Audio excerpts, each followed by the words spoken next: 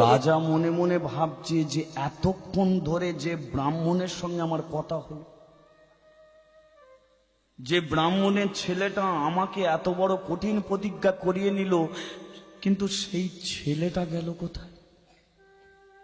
আমার যখন প্রতিজ্ঞা পূর্ণ হয়ে গেল, ছেলেটাকে তো আর আমি দেখতে পাচ্ছি না। হাজার হাজার মানুষের মাঝখান থেকে ছেলেটা মিলিয়ে গেল কি করে? কোথায় গেল সেই ছেলেটা? ছেলেটা এমনি করে মিলিয়ে তাহলে কি স্বয়ং ভগবান আমার কাছে এসেছিল? তাহলে আমি কি তাকে চিনতে পারিনি? আমি কি তাই তাকে বুঝতেও পারলাম না? বালো হে নারায়ণ,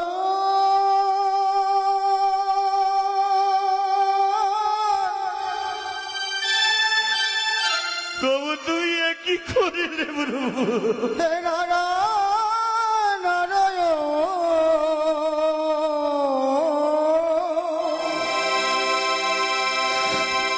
প্রভু দেখা দিয়ে তুমি কোথায় চলে গেলে? ওগো নারায়ণ, তুমি দেখা দাও, দেখা দাও, ওগো নারায়ণ।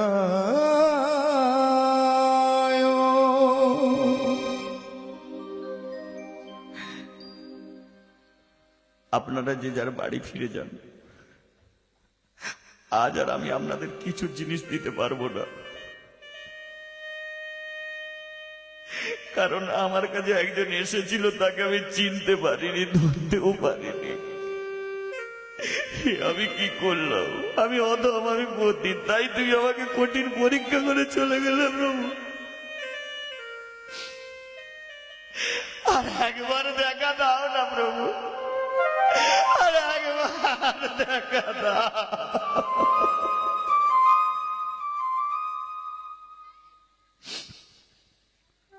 রাজা নহস কে? আমি সেই দরিদ্র ব্রাহ্মণ সন্তান। তোমার কাছ থেকে আমি 3 আঁত ভূমি দান নিয়ে এসেছি। দেখো, ভক্তকে আমি চরণে ঠাঁই দিই বটে, তবে কঠিন পরীক্ষা করি। তাই তোমার মৃত্যুর আগে পর্যন্ত তোমার উপর আমি পরীক্ষার ভারটা চাপিয়ে দিলাম। রাজা, তুমি এত কিছু দান ধান করেছো, কিন্তু 3 আঁত ভূমি দেখো আমি দান নিয়ে এসেছি। তুমি প্রতিজ্ঞা করেছো মৃত্যুর আগে পর্যন্ত 3 আঁত ভূমিতে কোনদিন স্পর্শ করবে না। যদি কোনোদিন 3 আঁত ভূমিতে স্পর্শ করে ফেলো, তাহলে কিন্তু আমার শ্রীচরণ তুমি লাভ করতে পারবে না। আজীবন কাল তোমার প্রতিজ্ঞার জোরেই তোমাকে নরকগামী হতে হবে।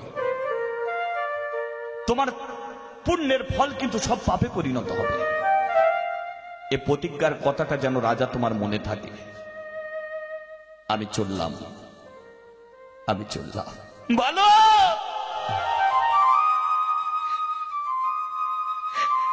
আর একবার আমাকে শুধু হারাবে, বলো, আর একবারের জন্য আমার কাছে আয়।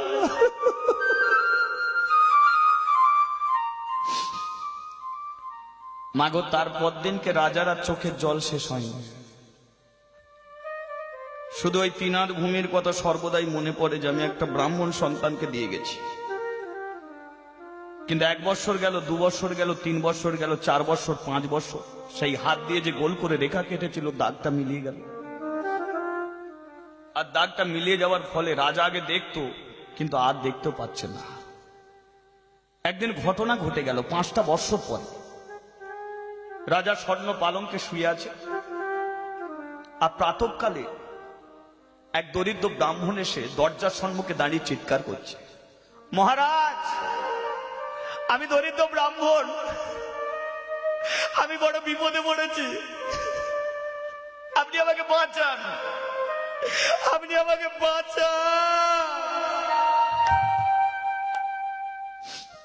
রাজা স্বর্ণ পালঙ্কে শুয়েছিল। ব্রাহ্মণের ওই চিৎকারে রাজার ঘুমটা ভেঙে গেল।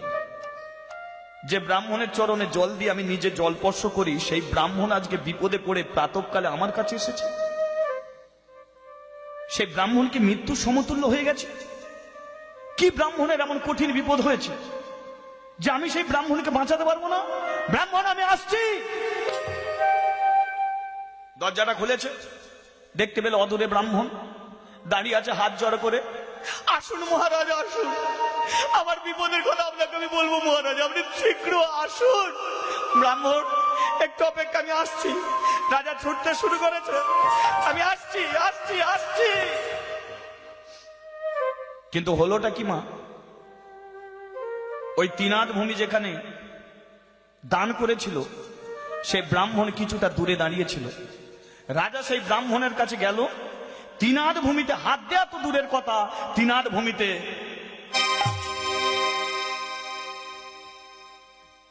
সেই তিনাদ ভূমিতে পা দিয়ে দিল মা।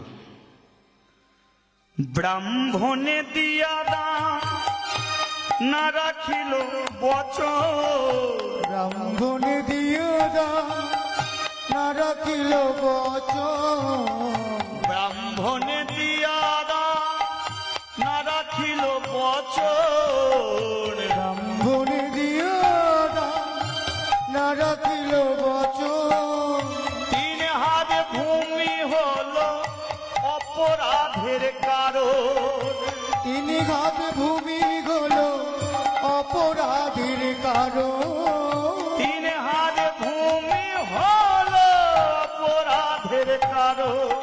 3 হাত ভূমি হলো অপরাধীর কারণ।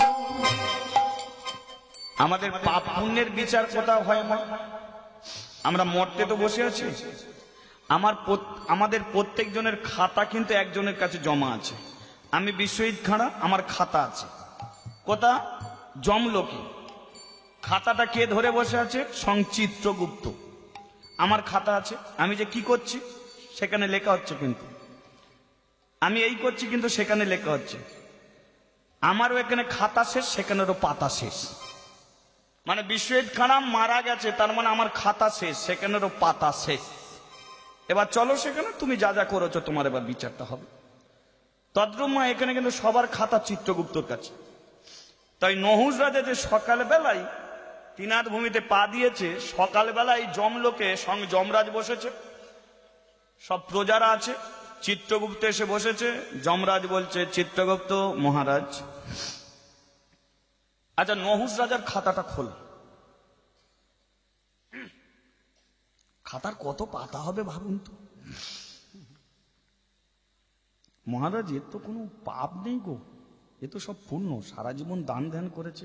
বলে এক কাজ করো, পুণ্যের ফলগুলো সব পাপে পরিণত করে দাও। সে কি মহারাজ, এত সুন্দর রাজা সারা জীবন পুণ্য অর্জন করেছে, পাপে পরিণত করব কি করে? বলে ওই তো, রাজা হাজার হাজার মানুষকে দান ধ্যান করেছে, কিন্তু তিনাদ ভূমির মায়া ছাড়তে পারেনি। মানে বলে এক ব্রাহ্মণকে দান করেছিল তিনাদ ভূমি, আর আজকে সকালবেলা কি করেছে জানো? সেই তিনাদ ভূমিতে পা দিয়ে দিয়েছে। প্রতিজ্ঞা ছিল যে নহুষ রাজা নিজে প্রতিজ্ঞা করেছিল যে কোনোদিন স্পর্শ যদি করে, তাহলে মৃত্যুর পরে তার আত্মা নরকে যাবে, তার পুণ্যের ফল সব পাপে পরিণত হবে। তাহলে রাজার কথা অনুযায়ী তুমি পুণ্যের ফল পাপে পরিণত করো। চিত্রগুপ্ত বলে, হ্যাঁ তাহলে তো করতেই হবে। তা চিত্রগুপ্ত কি করছে? নহুষ রাজার পুণ্যের ফল সব পাপে পরিণত করছে, আর নিজের কপালে হাত রেখে বলে, ছিছি রাজা কি করিলে, ছিছি রাজা কি করিলে, ছিছি রাজা কি করিলে, ছিছি রাজা কি করিলে, এমন পাপ কেন করিলে, ছিছি রাজা কি করিলে, কথা দিয়ে না রাখিলে, ছিছি রাজা কি করিলে, ছি ছি ছি, ছিছি রাজা কি করিলে, ছিছি রাজা কি করিলে, ছিছি রাজা কি করিলে। ছিছি রাজা কি করিলে। চিত্রগুপ্ত বলে, মহারাজ ওই যে নহুষ রাজা যে পাপ করলো, নহুষ রাজা কি জানে? বলে না, জানে না। বলে তাহলে ও জানবে কি করে? বলে এক কাজ করো না, নহুষ রাজা রাত্রিকালে যখন ঘুমাবে, এক কাজ করো, চিত্রগুপ্ত 2টো যমদূত ওর কাছে পাঠিয়ে দেবে। ও রাজা যখন ঘুমাবে, ঘুমের মধ্যে স্বপ্ন দর্শনে এই যমদূত 2টো জানিয়ে দিয়ে আসবে কি পাপ করেছে। হ্যাঁ ঠিক আছে, এই চলে যাবি নহুষ রাজা রাজপ্রাসাদে চলে যাবি, বুঝলি? ও যখন ঘুমাবে তখন কি পাপটা যে করেছে জানিয়ে দিয়ে আসবে। আচ্ছা ঠিক আছে। নহস রাজা কি করেছে, রাত্রিকালে বিছানায় শুয়ে ঘুমিয়ে পড়েছে। আর ঘুমিয়ে যখনই পড়েছে, দুটো যমদূত এসে হাজির হয়েছে। হাজির হয়ে নহস রাজার পা দুটো ধরে টানছে, নহস নহস। এবার স্বপ্নের মধ্যে নহস রাজা দেখছে যে দুটো যমদূত এসে তার পা ধরে টানছে। তোমরা কারা? আমরা যমের দূত। এখানে কেন এসেছো? তুমি পাপ করেছো। কি পাপ করেছি? ব্রাহ্মণকে তিনাদ ভূমি দান করে প্রতিজ্ঞা ভ্রষ্ট হয়েছে, তিনাদ ভূমিতে তুমি পা দিয়ে দিয়েছো। এই অপরাধের জন্য তোমাকে যমলোকে যেতে হবে, নরকের পোকা হতে হবে।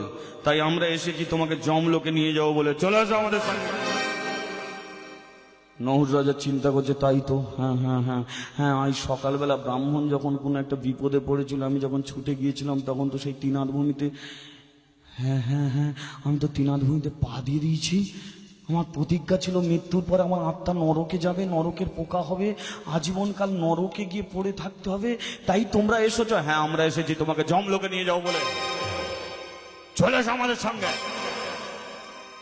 ওমা, যখনই নহস রাজার পা ধরে টানছে যমদূত, হঠাৎ মাথার দিকে দুটো বিষ্ণুদূত এসে নহস রাজার হাত ধরে টানছে। নহস রাজা বলছে, তোমরা কারা? মহারাজ, আমরা হচ্ছে বিষ্ণুদূত। কেন এসেছো? না সারা জীবন পুণ্য অর্জন করেছো, তাই আমরা বিষ্ণু লোকে নিয়ে যাব বলে এসেছি। যমদূত বলছে, না ও পাপ করেছে, তাই আমরা ওকে যমলোকে নিয়ে যাব।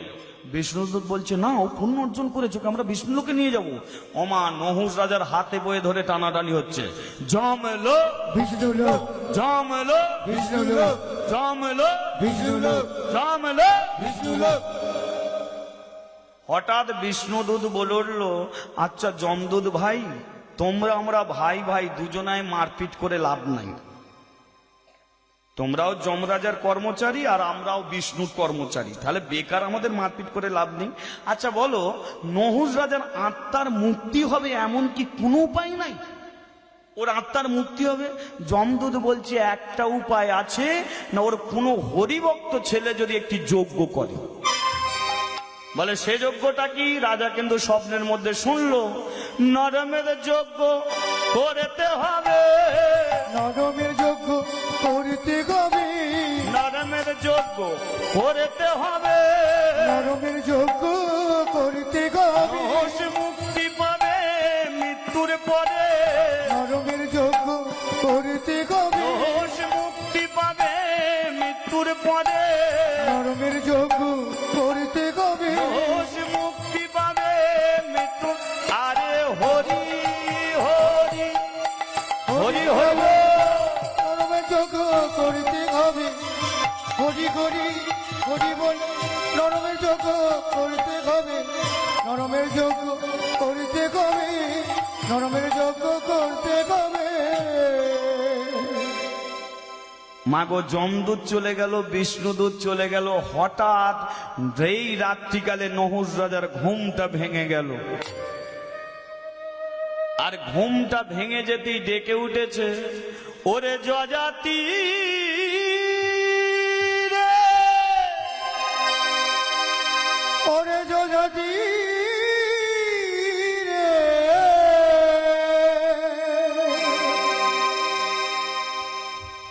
মাগো, নহস রাজার একটি হরিভক্ত ছেলে ছিল, নাম ছিল তার যজাতি।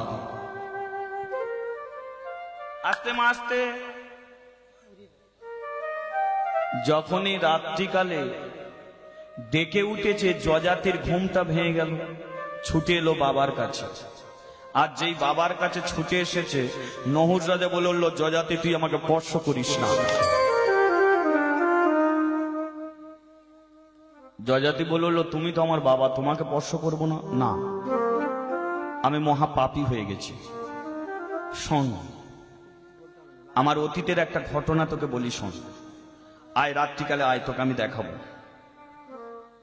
ওই দেখতে পাচ্ছিস তিনাদ ভূমি, আমি একটা ব্রাহ্মণকে দান করেছিলাম। প্রতিজ্ঞা করেছিলাম তিনাদ ভূমিতে কোনদিন স্পর্শ করব না। কিন্তু জানিস, আজ প্রাতঃকালে এক ব্রাহ্মণকে দান দিতে গিয়ে আমি তিনাদ ভূমিতে স্পর্শ করে ফেলেছি। আমার মৃত্যুর পরে কিন্তু আমার আত্মার মুক্তি হবে না। কিন্তু একমাত্র তুই পারিস আমার আত্মার মুক্তি করতে। জয়জাতি বলে উঠল, বাবা তার জন্য কি করতে হবে? নহস বলে উঠল, শোন, আমার আত্মার মুক্তির জন্য তুই যদি নরমেধে যজ্ঞ করতে পারিস। বলার সঙ্গে সঙ্গে জয়জাতি বাবার চরণ দুখানি জড়িয়ে ধরেছে। পিতা সারে গো পিতা ধারে গো পিতা হি পরমনে তপ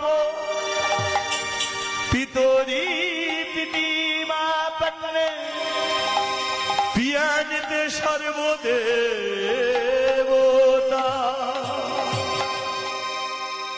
হে পিতৃরে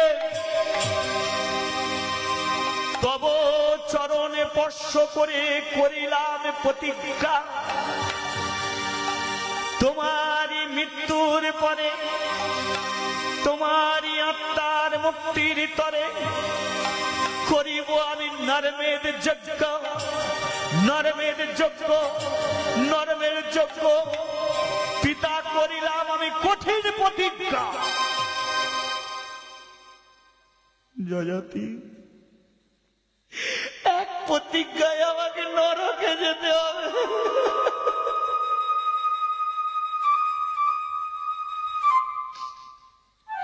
আবার তুই প্রতিজ্ঞা করলি, এ প্রতিজ্ঞা যদি তুই পালন না করতে পারিস তাহলে জয়জাতি সেই নরকে গিয়ে তোর সঙ্গে আমার আবার দেখা হবে। কারণ প্রতিজ্ঞা পূর্ণ করতে না পারলে জয়জাতিকেও নরকে যেতে হবে। তার কিছুদিন পরে নহস রাজার মৃত্যু হলো। মা মৃত্যুর পরে কি হলো, জয়জাতি গলায় অসুজের দণ্ডি বাঁধলো, পরনে চিমড়ে কাপড় নিল। মনে পড়ে গেল প্রতিজ্ঞার কথা, সে প্রতিজ্ঞা করেছে নরমের যজ্ঞ করবে, কিন্তু যজ্ঞের বিধান তো জানে না, কার কাছ থেকে নেবে। তাই যজ্ঞের বিধান নেবার জন্য ছুটে এলো একজনের কাছে। কে? রাজগুরু কুলগুরু বশিষ্ঠ মুনির কাছে। আমার গুরু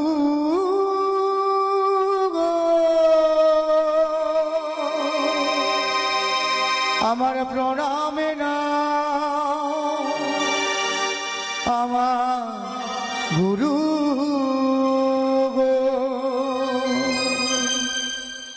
জয়জাতি, তোমার একই অবস্থা। গুরুদেব, আমার বাবা মারা গেছে। সে তো দেখেই বুঝতে পারছি, তা আমার কাছে কেন এসেছো গুরুদেব? আমি আমার পিতার আত্মার মুক্তির জন্য একটি যজ্ঞ করতে চাই, কিন্তু সেই যজ্ঞের বিধান আমি জানি না। সেই যজ্ঞের বিধান আমি জানি না, সেই বিধানটা জানার জন্য আমি আপনার কাছে এসেছি। বলো জয়জাতি, তুমি কি যজ্ঞ করতে চাও? গুরুদেব, আমি আমার পিতার আত্মার মুক্তির জন্য আমি নরমেধ যজ্ঞ করতে চাই। চলে যাও, চলে যাও জয়জাতি, তোমার এত বড় স্পর্ধা, এত বড় ক্ষমতা, তুমি নরমেধ যজ্ঞ করবে? পৃথিবীর আজ পর্যন্ত কোনো মানুষ এই যজ্ঞ করতে পারেনি, তুমি এই যজ্ঞ করবে কি করে? গুরুদেব, এ যজ্ঞ যদি না করি তো আমার পিতার আত্মার মুক্তি হবে না।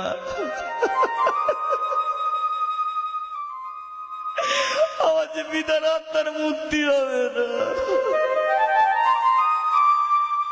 কিন্তু জয়জাতি, তুমি একজনকে জ্বলন্ত পুড়িয়ে মেরে আর একজনের আত্মার মুক্তি করাতে চাও? গুরুদেব, আপনি কি বলছেন? হ্যাঁ জয়জাতি, এই যজ্ঞ করতে গেলে যে একজনকে জ্বলন্ত পুড়ে মরতে হবে। গুরুদেব, আপনি যজ্ঞের বিধানটা আপনি বলুন, আমি বিধানটাকে শুনি। কেন মানুষের যজ্ঞ করতে পারেনি? হে ভক্তমণ্ডলী, পৃথিবীতে অনেক যজ্ঞ আছে, কিন্তু নরমের যজ্ঞ আজ পর্যন্ত কেউ করতে পারেনি, একজনই করেছিল, সে হলো জয়জাতি। তাহলে যজ্ঞের বিধানটা কি ছিল একটু মন দিয়ে শুনুন মা। শাস্ত্রীয় অনুযায়ী বিধান, 80 লক্ষ। এ যজ্ঞ করতে গেলে কি কি লাগছে দেখুন। 80 লক্ষ মুনি চাই করতে সম্ভাষণ, 80 লক্ষ মুনি চাই করিতে সম্ভাষণ, 80 লক্ষ মুনি চাই করতে সম্ভাষণ, 80 লক্ষ মুনি চাই করিতে সম্ভাষণ, পট্ট বস্ত্র দিয়া সমাজে করিবে বদল, সবারই করিবে ভজন পট্ট বস্ত্র দিয়া সবারে করিবে মরণ। পট্ট বস্ত্র দিয়া সবারই করিবে ভজন। মিলে নিন মা, কটা ব্রাহ্মণ লাগছে? আসতে 80 লক্ষ মুনি ঋষি ব্রাহ্মণ চাই। একটা যজ্ঞ করতে 80 লক্ষ মুনি ঋষি ব্রাহ্মণ। এবার তারা যে যজ্ঞে আসবে প্রত্যেকের জন্য একটি করে বস্ত্র, পট্ট বস্ত্র বিছিয়ে দিতে হবে। সেই বস্ত্রের উপর দিয়ে তারা হেঁটে হেঁটে যজ্ঞ কুণ্ডে আসবে। তাহলে 80 লক্ষ মুনি ঋষি ব্রাহ্মণ চাই, 80 লক্ষ পট্ট বস্ত্র চাই। কি আর কি? স্বর্ণ থালা স্বর্ণ ঝাড়ি চাই, মানিকের অঙ্গুরি গো। স্বর্ণ থালা স্বর্ণ ঝাড়ি চাই, মানিকের অঙ্গুরি গো। স্বর্ণ থালা স্বর্ণ ঝাড়ি চাই, মানিকের অঙ্গুরি গো। স্বর্ণ থালা স্বর্ণ ঝাড়ি চাই, মানিকের অঙ্গুরি। শোনো যজাতি, এই যে যজ্ঞ করবে ওরা, যজ্ঞ সেরে ব্রাহ্মণরা যে ভোজন করবে প্রত্যেকে সোনার থালায় খেতে দিতে হবে। তাহলে আপনারা শুধু মিলিয়ে দিন, তাহলে সোনার থালায় খেতে হবে মানে 80 লক্ষ সোনার থালা। এবার ব্রাহ্মণরা ভোজন সেরে যে হাত ধোবে প্রত্যেককে একটি করে সোনার ঝাড়িতে করে জল দিতে হবে, তাহলে 80 লক্ষ সোনার ঝাড়ি। এবার ব্রাহ্মণের দক্ষিণা স্বরূপ প্রত্যেকে একটি করে মণিমাণিকের আংটি দিতে হবে, তাহলে 80 লক্ষ সোনার আংটি। তাহলে 80 লক্ষ সোনার থালা, 80 লক্ষ সোনার ঝাড়ি, 80 লক্ষ মণিমাণিকের আংটি দিতে হবে। যজাতি তোমার এত সোনা আছে? যজাতি বলে বাবা দান ধ্যান করেও যা সোনা দানা রেখে গেছে আশা করি হয়ে যাবে। বলে হয়ে যাবে? বল ঠিক আছে, তাহলে হয়ে যদি যায় ঠিক আছে। এবার তাহলে জায়গাটা কত লাগবে? জায়গাটা এরিয়াটা চাই 42 যোজন যজ্ঞশালা দেবে নির্মাণ করি। 42 যোজন যজ্ঞশালা দেবে নির্মাণ করি। 42 যোজন যজ্ঞশালা দেবে নির্মাণ করি। 42 যোজন যজ্ঞশালা দেবে নির্মাণ করি। তাহলে জায়গার মাপটা কত হচ্ছে? 42 যোজন যজ্ঞশালা। যজ্ঞশালা বলতে কোনটে? না, যে অগ্নিকুণ্ডের যে আগুনটা জ্বলবে, যজ্ঞ যে করবে মুনি ঋষিগণ যে জায়গায় বসবে অগ্নিকুণ্ডের আগুনটা যে জ্বলবে সেই জায়গাটার এরিয়াটা কত? না 42 যোজন। এবার 42 যোজন মানে কতটা জায়গা? তৎকালীন দিনে দেখবেন আমাদের পূর্বপুরুষদের একটা ছিল যে কড়া গন্ডা, একটা হিসেব ছিল না কড়া গন্ডা। তারপরে বিঘা এলো, আমাকে 1 বিঘে জমি দাও, এগুলো এলো, তারপর অঙ্কে টঙ্কের হিসেব এলো। তার আগে ছিল যোজন। তাহলে যোজন বলতে কোনটে? মিলে নেবেন, যারা বাইক টাইক চালায় তারা খুব ভালো করে জানবে যে 1 যোজন মানে কত জায়গা। 1 যোজন মানে এই জায়গা থেকে 8 মাইল লম্বা, 8 মাইল চওড়া হলো 1 যোজন। 8 মাইল মানে 12 কিলোমিটার। 12 কিলোমিটার লম্বা, 12 কিলোমিটারই চওড়া হলো 1 যোজন। এবার 42 যোজন ভাবুন কত বড় জায়গা আছে। মানে ওই অগ্নিকুণ্ডটা জ্বলবে তার জন্য হাওড়া জেলা অন্তত খান 5 হাওড়া জেলার মতো জেলা লাগে, শুধু আগুনটা যে জ্বলবে। তা জয়জাতিকে বলছে এত বড় জায়গা আছে? বলে জয়জাতি বলে তো আমি ভারত সম্রাট। মানে এবার মিলিয়ে নিন, ভারত সম্রাট। এত বড় ভারতবর্ষের রাজা একজনই ছিল, তিনি হলেন জয়জাতি। আমাদের যেমন ভারতবর্ষের প্রধানমন্ত্রী কি আপনারা জানেন, তদ্রূপ গোটা ভারতবর্ষের রাজা ছিল জয়জাতি। কিন্তু ভারতবর্ষ তো এখন ছোট হয়ে গেছে।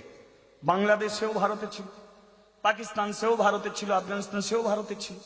তাহলে ভাগাভাগি হয়ে গেছে। তাহলে অত বড় রাজত্ব করতে একমাত্র জয়জাতি। জয়জাতি বলে কেন আমার বাবার ওই আত্মার মুক্তির জন্য সারা ভারতবর্ষটা দিয়ে দেবো, তাতেও হবে না? বলে হ্যাঁ তাতে হবে। তাহলে 42 যোজনে যজ্ঞশালা দেবে নির্মাণ করি। 42 যোজন যজ্ঞশালা দেবে নির্মাণ করি। তাহলে জায়গা জমির মাপ আপনারা বুঝতে পারলেন। এবার জয়জাতি কিছু খুচরো জিনিস লাগে, পুজোয় কিছু খুচরো খুচরো জিনিস লাগে না? সেগুলো কি না, পঞ্চশস্য পঞ্চরত্ন আনবে রাশি রাশি। পঞ্চশস্য পঞ্চরত্ন আনবে রাশি রাশি। পঞ্চশস্য পঞ্চরত্ন আনবে রাশি রাশি। পঞ্চশস্য পঞ্চরত্ন আনবে রাশি রাশি। পদ্মাবতী ঘিত চাই হাজারো কলসি। পদ্মাবতী ঘৃত চাই হাজারো কলসি। পদ্মাবতী ঘিত চাই হাজারো কলসি। পদ্মাবতী ঘৃত চাই হাজারো কলসি। আচ্ছা মা, এখনকার দিনে কি ঘিত দিয়ে যজ্ঞ হয় বলুন তো? সুরভি, ডালদা, লক্ষ্মী, ডালডা ঘি। তো যাক, এখনকার দিনে ঘিতগুলো কি সুরভি ঘি, কি লক্ষ্মী ঘি, আরো কি বলো না গো মা, নাম সব বলো, ঝর্ণা ঘি। ডালদা দেয়া সব ঘিতে ডালদাই পাইনি। ডালটা দেওয়া আছে। আচ্ছা যাই হোক, তাই এখনকার দিনে এই ঘি দিয়ে যজ্ঞ হয়, কিন্তু তৎকালীন দিনে ওই নরমের যজ্ঞ যে ঘিতটা দিয়ে হয়েছিল সেই ঘিতটার নাম ছিল পদ্মাবতী ঘিত। ঘিতটার নাম পদ্মাবতী। দেখুন তৈরি হয়েছিল কি করে বলে দিচ্ছি। জয়াতি, তুমি রাজা বলে যে গাভী স্তন থেকে দুগ্ধ দুয়ে নিয়ে যে ঘিত তৈরি করবে তা চলবে না। বাছুর স্তনদুগ্ধ পান করার পর, বাছুর স্তনদুগ্ধ পান করার পরে গাভী স্তনে যতটুকু দুগ্ধ থাকবে ততটুকুই নিতে হবে। এবার বাছুর যখন স্তন দুগ্ধ পান করে ফিরে যায়, দেখবেন বাছুরের মুখের দুদিকে সাদা সাদা গাঁজা দেখা যায় না? তাহলে গাভী স্তনের অবশিষ্ট দুগ্ধ বাছুরের মুখে সাদা সাদা গাঁজা নিয়ে একত্রিত করতে হবে। একত্রিত করে তৈরি করতে হবে ননি, আর সেই ননি থেকে হবে ঘিত। সেই ঘিতর নাম হবে পদ্মাবতী ঘিত। লাগবে 1000 কলসি। তাহলে কত গরু বাছুর হলে তবে ঘিত তৈরি হবে? ওকে একটু নাড়িয়ে দাও, ও যদি বলে দিতে পারে। কত গরু বাছুর হলে ঘিত তৈরি হবে? লাগবে কত? 1000 কলসি, তাই না? পদ্মাবতী ঘিত চাই হাজারো কলসি। পদ্মাবতী ঘৃত চাই হাজারো কলসি। এবারে দেখুন কঠিন বস্তু। যজাতি এতক্ষণ সব শুনলো, এবারে কুলগুরু বশিষ্ঠমণি বলছে, শোনো যজাতি, ওই পদ্মাবতী ঘিত দিয়ে যে আগুনটা জ্বলবে, সেই জ্বলন্ত আগুনটা যখন দাউ দাউ করে জ্বলবে, সেই জ্বলন্ত আগুনের মাঝখানে একটা ছেলেকে পুড়িয়ে মারতে হবে। একটা ছেলেকে পুড়িয়ে মারতে হবে। তার বয়স কত হওয়া চাই? অষ্টম গর্ভের 8 বর্ষের দ্বিজেরই সন্তান। অষ্টম গর্ভের 8ম বর্ষের দ্বিজেরই সন্তান। অষ্টম গর্ভের 8 বর্ষের দ্বিজেরই সন্তান। অষ্টম গর্ভের 8ম বর্ষের দ্বিজেরই সন্তান। এই যে তুমি রাজা বলে একটা বুড়ো মানুষ 2 দিন পরে মরে যাবে, তাকে টেনে নিয়ে এসে অগ্নিকুণ্ডে ফেলে দিয়ে বলবে আমার পিতার আত্মার মুক্তি হচ্ছে, চলবে না। একটা 8 বছরের ছেলে চাই, অষ্টম গর্ভের হওয়া চাই। সে ছেলেটা যেন ব্রাহ্মণ সন্তান হয়। আর দেখতে কেমন হইবে? সে কৃষ্ণ বর, মুখে নামে সংকীর্তন। হইবে শ্রী কৃষ্ণ বর, মুখে নামে সংকীর্তন। হইবে সে কৃষ্ণ বর, মুখে নামে সংকীর্তন। হইবে শ্রী কৃষ্ণ বর, মুখে নামে সংকীর্তন। কৃষ্ণ কৃষ্ণ বলিবে, কৃষ্ণ কৃষ্ণ বলিবে, ছেলে বাহু তুলে নাচিবে। কৃষ্ণ কৃষ্ণ বলিবে, ছেলে বাহু তুলে নাচিবে। কৃষ্ণ কৃষ্ণ বলিবে। শোনো যজাতি, সেই 8 বছরের ছেলেটা ব্রাহ্মণ সন্তান, দেখে দেখ কালো, মুখে সর্বদাই হরিনাম করবে। আর সেই ছেলেটাকে নিয়ে এসে সর্বদে ঘিত মাখিয়ে অগ্নিকুণ্ড মাঝে তারে দিবে বিসর্জন। অগ্নিকুণ্ড মাঝে তারে দিবে বিসর্জন।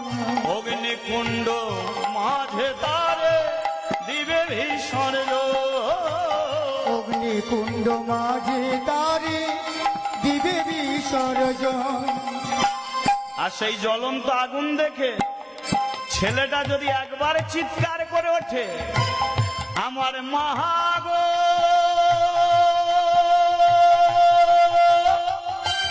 নিতাই গৌরে হরি হরি হরি গো, আমার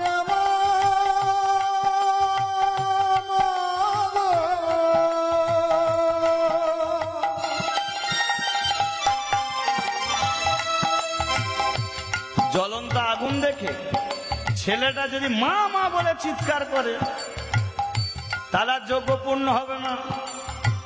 কৃষ্ণ কৃষ্ণ বলিবে, কৃষ্ণ কৃষ্ণ বলিবে, কৃষ্ণ কৃষ্ণ বলিবে, কৃষ্ণ কৃষ্ণ বলিবে।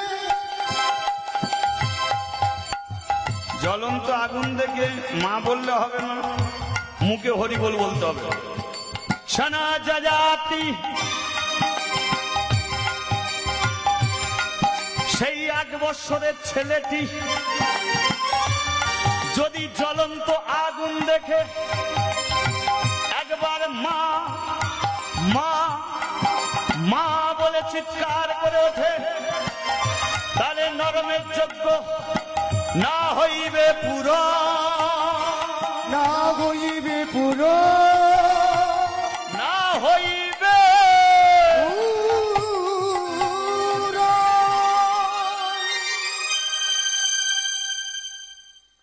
যজাতি মনে মনে ভাবছে, বাবা যেগুলো চাষ করে রেখে গেছে সেগুলো সব তো দিয়ে দেবো, কিন্তু যেটা আমার চাষের জিনিস নয় সেটা আমি কোথা থেকে পাবো? সেই 8 বৎসরের অষ্টম গর্ভের ব্রাহ্মণ সন্তান, সেটা আমার নিজের সন্তান নেই যেটাকে আমি দিয়ে দেবো। এ তো ভারতবর্ষের মাটিতে কোনো বাপ মার কোলেই ফসলটা ফলে আছে, কিন্তু ভারতবর্ষের মাটিতে এমন কি কোনো বাপ মা আছে যে স্বেচ্ছায় তার ছেলেটাকে দিয়ে দেবে? এমন কি কোনো মা আছে সে বলবে যাও ছেলেটাকে নিয়ে যাও, নিয়ে গিয়ে জ্বলন্ত আগুনের মাঝখানে ফেলে তুমি পুড়িয়ে মারো? গুরুদেব, সবই তো বিধান শুনলাম, কিন্তু এমন ছেলে আমি জোগাড় করব কোথায়? রাজগুরু কুরুগুরু বশিষ্ঠ মুনি বলে উঠল, শোনো যজাতি, তোমাকে একটা কথাই বলি, শোনো। পড়িয়া আছে ছাই, উড়াইয়া দেখো তাই, পাইলেও পাইতে পারো তুমি অমূল্য রতন। হ্যাঁ গুরুদেব, আপনি ঠিক বলেছেন। বিধান যখন আছে তাহলে ভারতবর্ষের মাটিতে যে কোনো ছেলে আছে, তবে ব্রাহ্মণ তো হয়তো ব্রাহ্মণ অর্থের বিনিময়ে হয়তো ছেলেটাকে বিক্রয় করে দিতে পারে। ঠিক আছে গুরুদেব, আপনি প্রস্তুতি হন, আমি দেখছি তেমন ছেলে কোথা থেকে পাওয়া যায়। কুলগুরু বশিষ্ঠ মনে বলে উঠল, যজাতি, তুমি যদি তেমন ছেলে জোগাড় করতে পারো তাহলে আমি তোমাকে বলে দিচ্ছি, ওই যজ্ঞের প্রধান পুরোহিত আমি নিজে থাকব।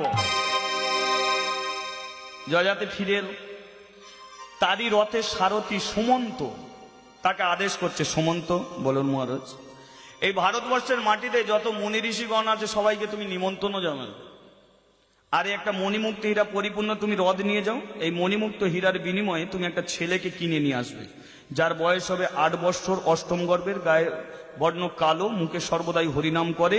তেমন ছেলে না হলে আমার পিতার আত্মার মুক্তি হবে না। যাও। আজ সিংহ ঋষি সুমন্ত হ্রদ নিয়ে বেরিয়ে পড়ছে। দেখি ঠাকুর তোমার নাম করে বের হচ্ছে, দেখি তেমন ছেলে কোথা থেকে পাওয়া যায়। আজ সিংহ ঋষি হরি বলি, শুভযাত্রা হইল। ঋষি হরি বলি, শুভযাত্রা হইল শিহরি হরি বলি শুভযাত্রা হইল হরিছি হরি বলি শুভযাত্রা হইল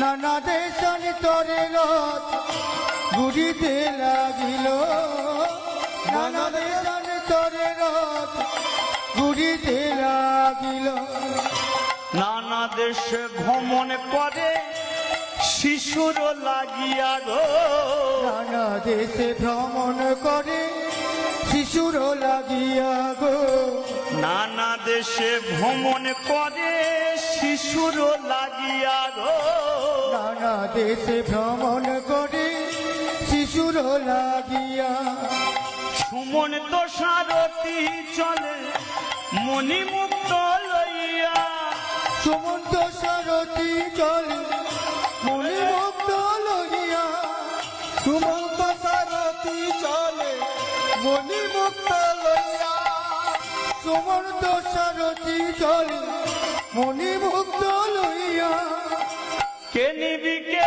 নিবিয়া কে নিবি কে নিবিয়া কে নিবি কে নিবিয়া কে নিবি কে নিবিয়া শিশু সন্তান দিয়ে তোরা কে নিবি কে নিবিয়া শিশু সন্তান দিয়ে তোরা কে নিবি কে নিবিয়া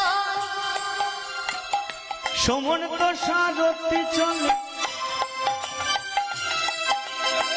সুমন্ত সারথি চলে মণিমুক্ত লইয়া সুমন্ত সারথি চলে মণিমুক্ত লইয়া 1 বছর রথ নিয়ে ঘুরছে, কিন্তু হলোটা কি, যার বাড়ির সম্মুখে গিয়ে দাঁড়িয়ে বলছে সেই দূর দূর করে তাড়িয়ে দিচ্ছে, দেবারই তো কথা। কোন মা ওই কথা শুনে ছেলেকে বিক্রয় করবে? হয় কখনো? দূর দূর করে তাড়িয়ে দিচ্ছে। সুমন্ত বলে দূর দূর, অন্তত নিমন্ত্রণটা সারি, মনে ঋষিগণের নিমন্ত্রণটা। সুমন্ত সারথি আজ শঙ্খধ্বনি কইল, সুমন্ত সারথি আজি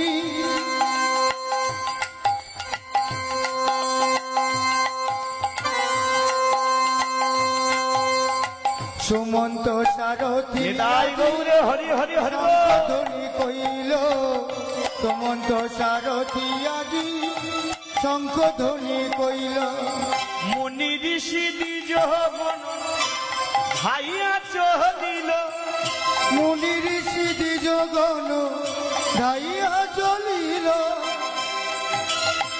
মুনি ঋষি দ্বিজগণ ধাইয়া চলিল আপনারা আসিবে, আপনারা আসিবে আপনারা আসিবে, আপনারা আসিবে এই রাজার নিমন্ত্রণে, আপনারা আসিবে এই রাজার নিমন্ত্রণে। আপনারা আসিবে মনি ঋষি দ্বিজগণ ভাইয়া চলিল, মুনি ঋষি দ্বিজগণ ধাইয়া চলিল মুনি ঋষি দ্বিজগণ ধাইয়া চলিল 2 বছর। মনিটার বন্ধ হয়ে গেছে, জয় রাধে জয় রাধে। মনিটার বন্ধ হয়ে গেছে। 2 বছর রথ নিয়ে চলেছে মা। জয় রাধে। বাইরে বাইরে তো বাজে, বাইরের বাজছে, মনিটার বন্ধ হয়ে গেছে। ঠিক আছে। জয় রাধে। জয় রাধে 2 বছর রথ নিয়ে ছোটাছুটি করো।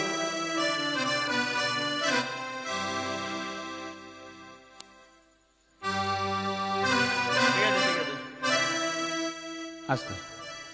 2 বছর রথ নিয়ে ছোটাছুটি করার পর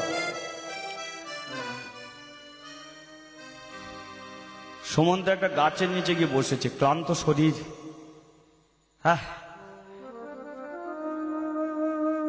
না মহারাজ, আপনার পিতার আত্মার মুক্তি আর হলো না। 2 বছর রদ নিয়ে ঘোরাফেরা করছি, তেমন তো ছেলে আর মিলল না। এবার আপনি ফিরে যাব, তাতে আপনি যা শাস্তি দেন তাই আমি মাথায় তুলে নেব, কিন্তু আর রদ নিয়ে আমি ঘুরবো না। সুমন্ত কি করেছে, গাছের নিচে মণিমুগ্ধেরা পরিপূর্ণ রথটাকে সাদা কাপড় দিয়ে ঢেকে দিয়েছে, পাশে দস্যুরা আক্রমণ করতে না পারে। গাছের নিচে বসে বসে চিন্তা করছে, না তেমন আর ছেলে মিলল না, কিন্তু যে খায় চিনি তাকে জোগায় চিন্তামণি। সুমন্ত যখন রথ নিয়ে বসে আছে, হঠাৎ দেখতে পেল পথের অপর প্রান্তে এক দরিদ্র ব্রাহ্মণ তার গায়ের নামাবলী বিছিয়ে দিয়ে ভিক্ষা করছে। সুমন্ত দেখছে আর মনে মনে ভাবছে, হাই রে পোড়া কপাল, আমি মণিমুক্ত হীরা দেবার জন্য ছটফট করছি, কেউ নিতে চাইছে না, আর এই ব্রাহ্মণের গায়ের নামাবলী বিছিয়ে দিয়ে ভিক্ষা চাইছে, একে কেউ দিতে চাইছে না। কি দেশের অবস্থা! ছেলে তো আর মিলল না, কিন্তু এই ব্রাহ্মণকে একটু যদি মণিমুক্ত হীরা দিতে পারি, তাহলে ব্রাহ্মণের অন্তত বেশ কিছুদিন খেয়ে অভাবটা মিটে যাবে। হ্যাঁ, দিই একটু। সুমন্ত কি করেছে, সামান্য একটি মণিমুক্তা হীরা পিছনে করে নিয়ে ব্রাহ্মণের সম্মুখে দাঁড়িয়েছে। ব্রাহ্মণ, কে গো, তুমি কি এই গ্রামে নতুন আসছো? বলে হ্যাঁ। সেই জন্যই তো তুমি আমাকে ব্রাহ্মণ বলে ডাকছো। যে ব্রাহ্মণ সংসার চালাতে না পেরে তার গায়ের নামাবলী বিছিয়ে দিয়ে ভিক্ষা করছে, কেউ ভিক্ষা দিতে চাইছে না, তাকে ব্রাহ্মণ বলে ডাকছে। বলো কি ব্যাপার বলো। আচ্ছা ব্রাহ্মণ, তোমার বড় অভাব তাই না? আমাকে ভিক্ষা করতে দেখেও জিজ্ঞাসা করছে আমার অভাব কিনা? বলে হ্যাঁ, বুঝতে পারছি। তোমার স্ত্রী আছে? আছে। তোমার সন্তানাদি? স্ত্রী থাকবে, সন্তানাদি থাকবে না? আচ্ছা। তোমার কটি সন্তান? হ্যাঁ। তোমার ছেলেপুলে কটা? আমার, আচ্ছা বাদ দাও না সব কথা, তোমার সঙ্গে আমার কথা বলে লাভ আছে কিছু? তুমি কি আমায় কিছু দেবে? কিছু দেবো মানে যদি মিলে যায়, তোমাকে যা দেবো সারা জীবনে শেষ করতে পারবে না। তাহলে বলবো আমার 8টি সন্তান। চমকে উঠেছে।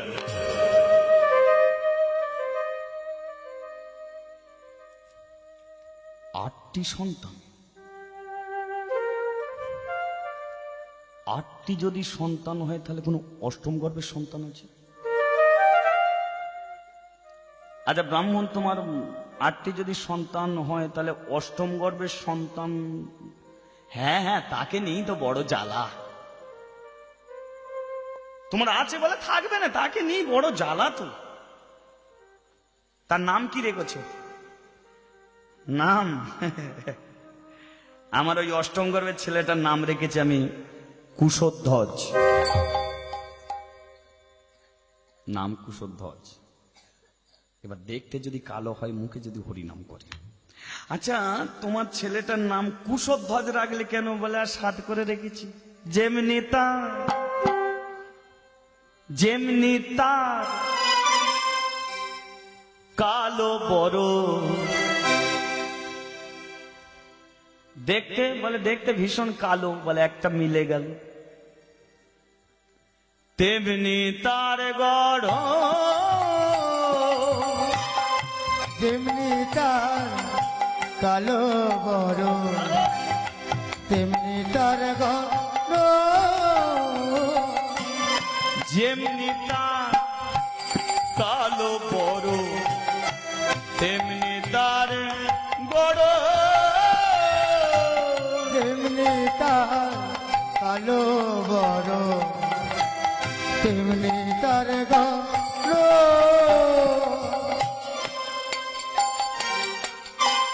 কিন্তু আমার ছেলেটা কালো হলে কি হবে? ও তার কালোর মাঝে,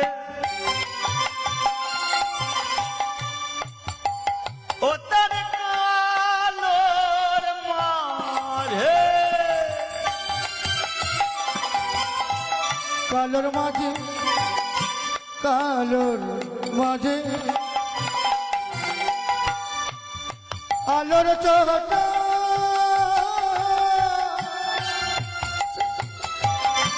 মজাই সবার মন যেমনি তার কালো বড় তেমনি তার বড়,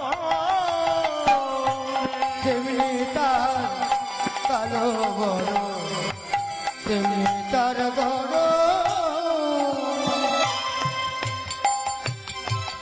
ও তার রূপে গুণে,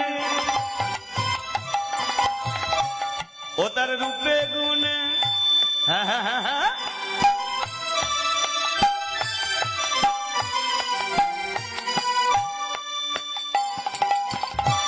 ও তার রূপে গুণে নাই তুলনা, ও তার রূপে গুণে রূপে গুণে রূপে গুণে নাই তুলনা এমন কুসন্তান যেন কারো হয় না, এমন রূপে গুণে নাই তুলনা এমন কুসন্তানের। আচ্ছা ব্রাহ্মণ, না বলো, তোমার ছেলেটা কালো ঠিক আছে, নাম কুশোরধ্বজ ঠিক আছে, কিন্তু তোমার ছেলেটাকে তুমি কুসন্তান বলো কেন? কোনো বাবা হয়ে ছেলে কি কুসন্তান বলে? বলে কেউ না বললে আমি বলি। বল তুমি তোমার ছেলেকে কুসন্তান বলো কেন? বলা সাধ করে বলি। আমার 8টা ছেলে 7টা ছেলে মূর্খ, স্কুলে চৌকাঠ পেরোয় না, কিন্তু এইটা আমার ছোট ছেলে, মনে মনে ভাবলাম সব ছেলেগুলো মূর্খ হয়ে পড়ে থাকবে, অন্তত ছোট ছেলেটাকে একটু স্কুলে পাঠাবো, লেখাপড়া শেখাবো।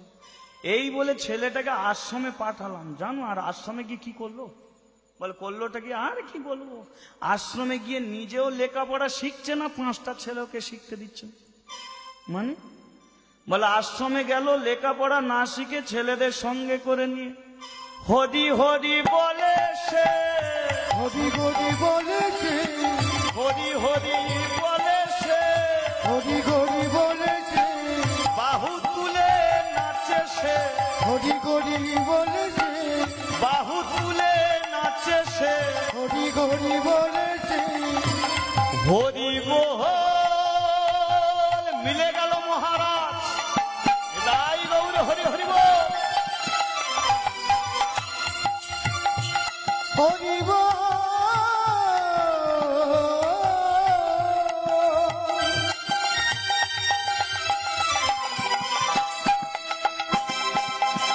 হরি বল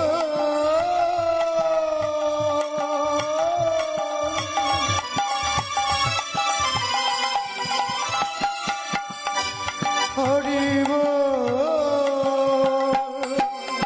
হরি হরি বলে সে, হরি হরি বলেছে বাহু তুলে নাচে সে, হরি হরি বলেছে বাহু তুলে নাচে সে, হরি হরি বলেছে বাহু তুলে না।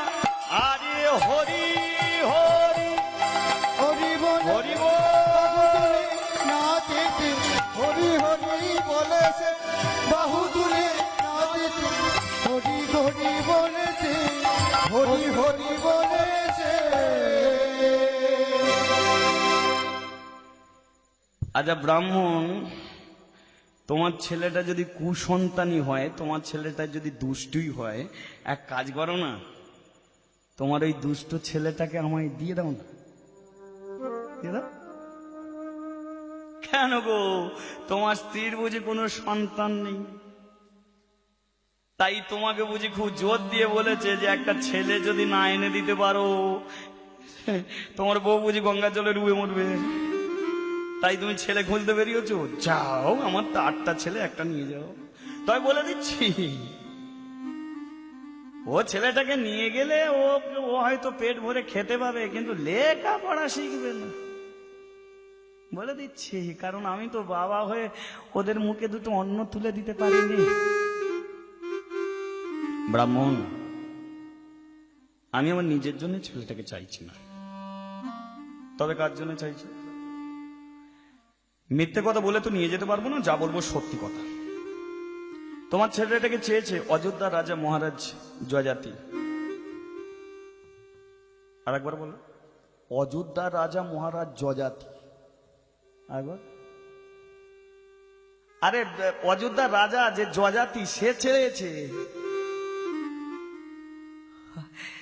মহারাজ যজাতি বুঝি অপুত্রক, তার বুঝি কোনো সন্তানাদি নেই, তাই বুঝি তোমাকে ছেলে খুঁজতে পাঠিয়েছে। আমার ছেলেটাকেই তোমার পছন্দ হয়েছে, যাও যাও যাও যাও, ছেলেটাকে নিয়ে যাও, ছেলেটাকে নিয়ে যাও। হ্যাঁ, মহারাজ যজাতি ছেলে পুলে দেই, আমার ছেলেটাকে খাইয়ে পইয়ে বড় করবে, আর যজাতি যেদিন থাকবে না সেদিনকে আমার ছেলেটাকে সিংহাসনে বসাবে। ভাবতে অবাক লাগে, যে ছেলেটাকে দুবেলা দুমুঠো খেতে দিতে পারিনি সেই ছেলেটা অযোধ্যার রাজা হবে।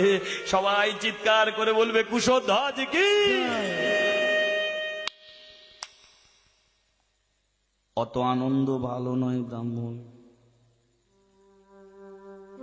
তোমার ছেলেটাকে মহারাজ যজাতি রাজা করবে বলে চাইনি, তবে কিসের জন্য চেয়েছে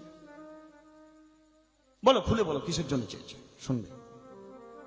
মহারাজ যজাতি তার পিতার আত্মার মুক্তির জন্য তিনি একটু যজ্ঞ করছে, আর সেই যজ্ঞে একটা ছেলেকে জ্বলন্ত পুড়ে মরতে হবে, যার বয়স হবে 8 বছর, অষ্টম গর্ভে ব্রাহ্মণ সন্তান, গায়ের বর্ণ কৃষ্ণ, সর্বদাই মুখে যেন হরিনাম করে।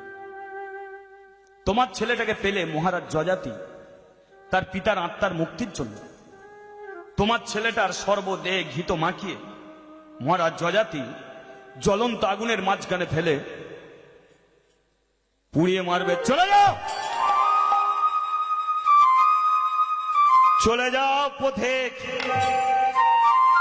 আমার সম্মুখ থেকে এই মুহূর্তে তুমি চলে যাও। আমি দরিদ্র ব্রাহ্মণ হতে পারি, কিন্তু ব্রাহ্মণের তেজ এখনো পর্যন্ত জানো না। লজ্জা করেন এই কথাটা বলতে? কেন মহারাজ যজাতির কি ছেলে নেই? তার ছেলেটা ছেলে, আমার ছেলেটা ছেলে নয়? তার পিতার আত্মার মুক্তির জন্য তো তার ছেলেটাকে জ্বলন্ত আগুনে ফেলে পুড়িয়ে মারতে পারে।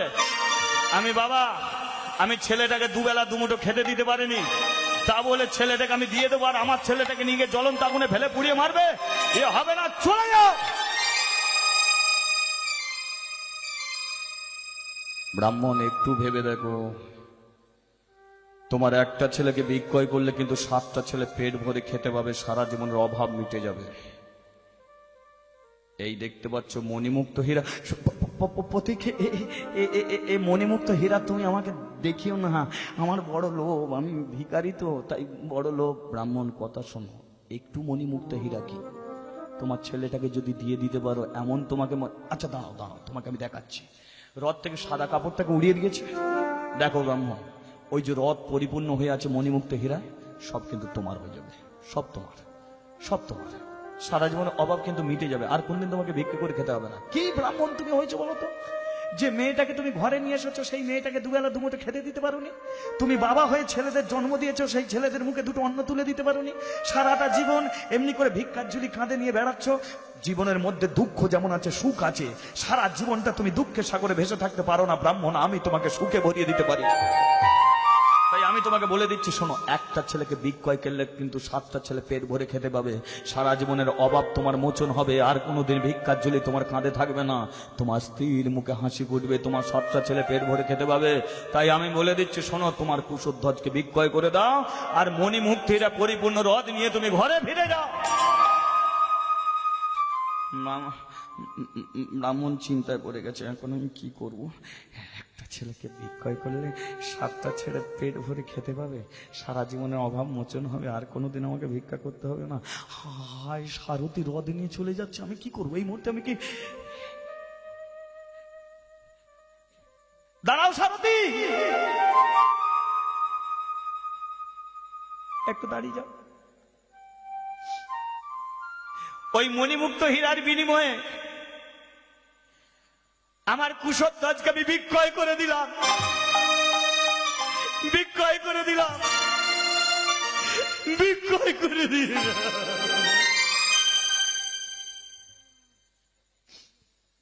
তুমি তো বিক্রয় করে দিলে ব্রাহ্মণ, কিন্তু তোমার স্ত্রী যদি ছেলেটাকে না দেয়, আমি তাকে অগ্নি সাক্ষী করে বিয়ে করেছি, সে আমার সুখে সুখী, আমার দুঃখে দুঃখী, আমার আনন্দে আনন্দিত। আমি যখন কুশধ্বজকে বিক্রয় করে দিচ্ছি অবশ্যই আমার স্ত্রী দিয়ে দেবে। আর এটা আমি প্রতিজ্ঞা করছি, আমার স্ত্রী যদি কুশধ্বজকে না দেয় তাহলে আমি প্রতিজ্ঞা করছি জ্বলন্ত অগ্নি প্রজ্বলিত করে আগুনের মাঝখানে আমি ঝাঁপ দিয়ে আত্মহত্যা করব।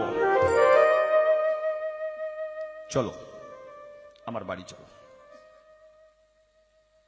হে ভক্তমণ্ডলী, একজন মায়ের কাছে দেখবেন সব ছেলেই কিন্তু সমান,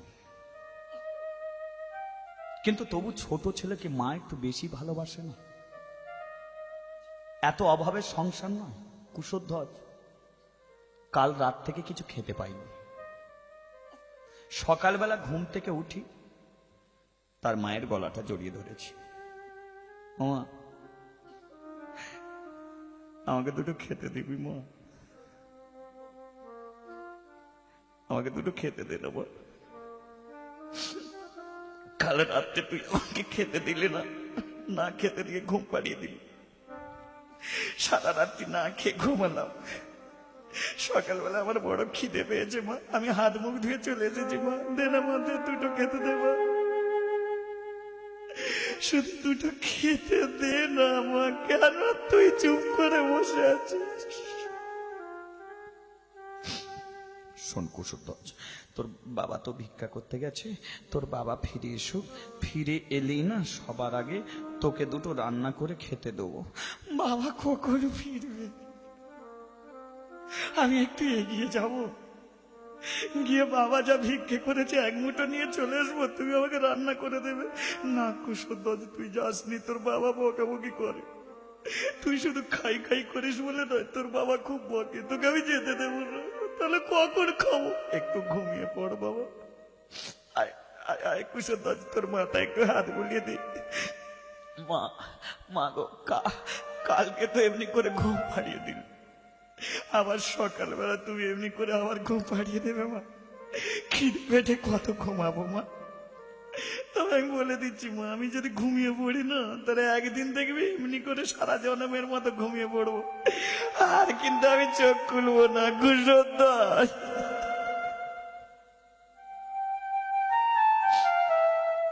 মায়ের তো সিংহের পরশ আছে মা,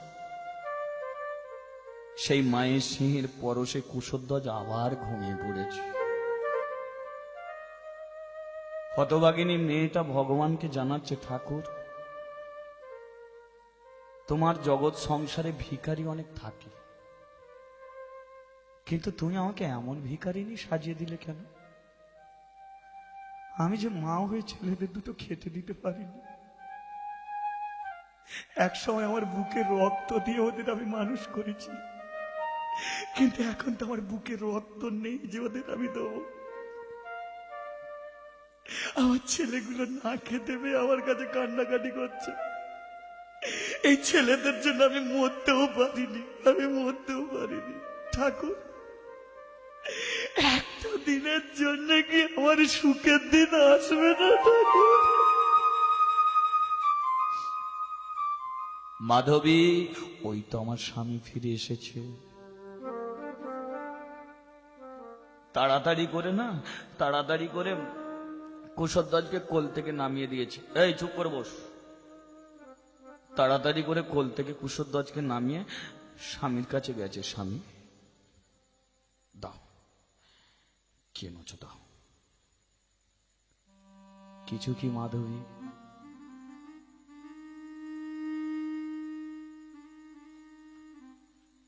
স্বামী তুমি কি দেখছো? আমার কুশধ্বজকে দেখছি, ও ঘুমাচ্ছে, ওকে ডাকো।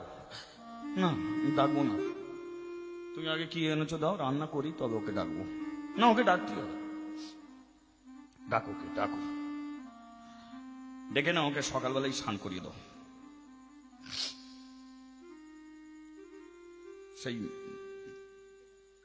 সেই যে একটু পয়সা 2 টাকা 5 টাকা করে জমিয়ে জমিয়ে যে ছেলের জন্য যে নতুন জামাটা কিনে রেখেছো মাধবী, নতুন জামাটা পরিয়ে দাও। হ্যাঁ ওই ছেঁড়া জুতোটাই চলবে, ছেঁড়া জুতোটা দিয়ে দাও, ওকে তুমি সাজিয়ে দাও। স্বামী এমন কথা বলছো কেন? কুশধ্বজকে যে বিদায় দিতে হবে, ওর যে যাবার সময় হয়ে গেছে। আমাদের সংসারে তো অনেক দিন আছে, এবার ওকে বিদায়, এবার সময় হয়ে গেছে। স্বামী তুমি কাঁদছো কেন? কি হয়েছে তুমি বলো না। কি হয়েছে মানে? ওই কুশধ্বজ আমাদের কত বড় উপকার করেছে জানো? ওই যে মণিমুগ্ধেরা পরিপূর্ণ রথ, আজ থেকে সব আমাদের হয়ে গেছে। স্বামী, এই জগৎ সংসারে কিছু দিলে তবে কিছু পাওয়া যায়। তুমি কি দিয়েছো যে তোমাকে রথ দিয়ে দিয়েছে? কি দিয়েছে বুঝতে পারছো না? আমি আমার কুশধ্বজকে দিয়ে দিয়েছি, মানে তুমি কি বোঝাতে চাইছো স্বামী? তুমি কি পাগল হলে? হ্যাঁ আমি পাগল। আজ আমি অভাবের তাড়নায় পাগল হয়ে গেছি। কোন পাগল না হলে কাজটা করতে পারতো না, আমি করেছি সে কাজ। স্বামী গো, এক তো ছেলেটাকে খেতে দিতে পারিনি, তুমি আমার উন্মাদ পাগলের মতো কথা বলছো। আমি তাহলে কোন দিকে যাব? কোন দিকে যাব? মাধবী, আর কাঁদতে হবে না। সুখের দিন ফিরে এসে গেছে আমাদের জীবনে। তার মানে শোনো মাধবী, আসল কথাটা বলি শোনো। ওই মণিমুক্ত হীরার বিনিময়ে আমার কুশধ্বজকে আমি বিক্রয় করে দিয়েছি।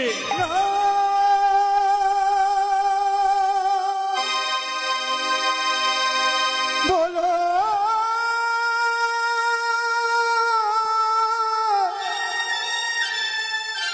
বলো না গো। স্বামী, তুমি আমার কথা বলো না, বলো না, বলো না গো। বলো না গো।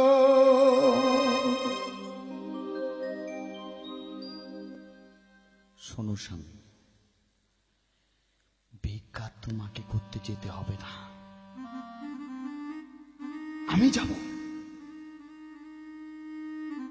আমি রাস্তায় গিয়ে ভিক্ষা চাইব, কিন্তু আমার কুশধ্বজকে তো আমি বিদায় দিতে পারি না। কারণ কুশধ্বজকে তুমি জন্ম দাওনি, আমি জন্ম দিয়েছি।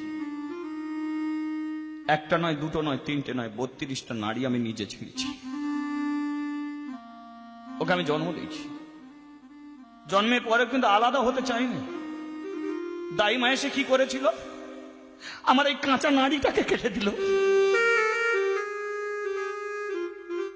একটা তীব্র যন্ত্রণা নিয়ে আমি ছেলেটার জন্ম দিলাম। আমার ছেলেটা আলাদা হচ্ছে না বলে কাঁচের নাড়িটাকে কেটে দিল। তারপরে ওই ছেলেটাকে আমি কোলে পেয়েছি, আর সেই ছেলেটাকে আমি বিক্রয় করবোই। আমি পারবো না স্বামী, আমি পারবো না। তুমি আমাকে মারো, কাটো, আমি ছেলেকে নিয়ে চলে যাব। যেতে তুমি পারবে না। আমি ব্রাহ্মণ, আমি কথা দিয়েছি। শোনো মাধবী, তোমার কাছে আমি দুটো রাস্তা খুলে দিলাম। কুশধ্বজকে যদি তুমি না বিক্রয় করো, তাহলে তুমি আমার মরা মুখ দেখবে। বাবুন মা, এবার মেয়েটা কোন দিকে যাবে? ছেলেকে যদি না ছাড়ে তাকে বিধবা হতে হবে, তার স্বামী মরে যাবে। কোন দিকে যাবে? হাউ হাউ করে চোখের জলে কাঁদছে। কিন্তু এতক্ষণ পর কি হলো জানেন মা? ছোট্ট কুশধ্বজ তো ঘুমাচ্ছিল, ঘুমটা ভেঙে গেছে। আর ঘুমটা ভেঙে যেতে বুঝতে পেরে গেছে যে তার বাবা তাকে বিক্রয় করে দিয়েছে। যেই দেখলো যে বাবা বিক্রয় করে দিয়েছে, আর কি থাকতে পারে?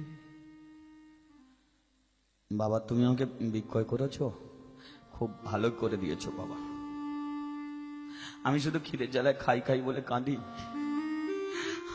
আর আমি খাই খাই বলে কাঁদবো না বাবা।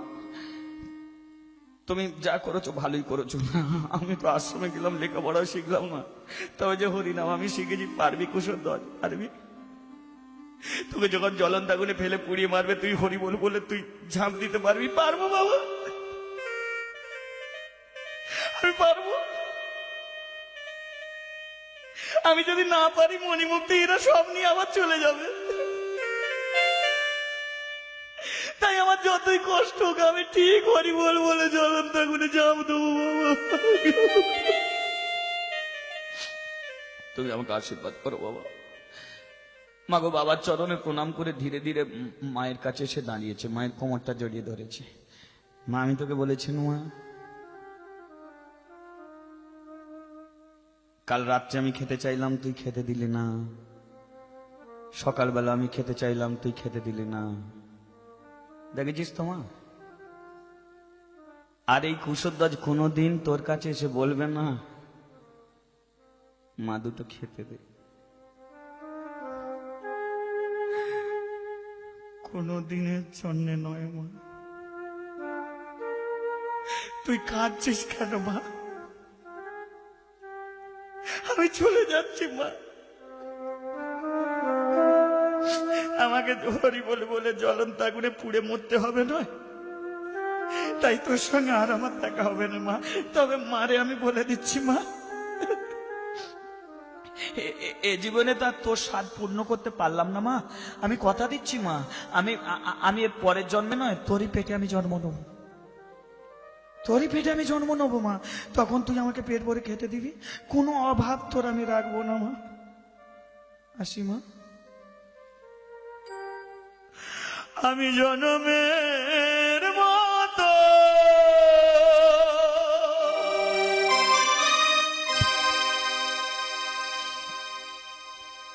বিদায় লইল,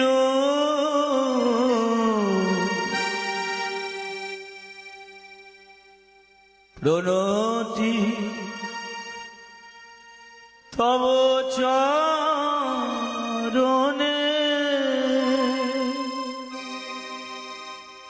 আমি জনমের মতো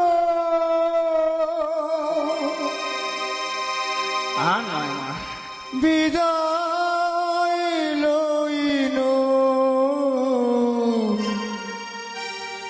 প্রণতি তব চরণে।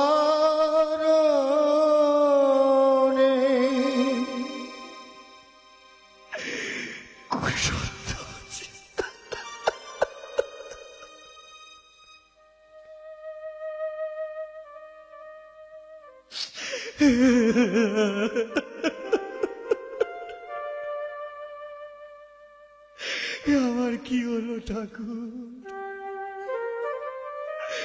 আমার সুখের ঘর কেন ভেঙে দিলি রে ঠাকুর?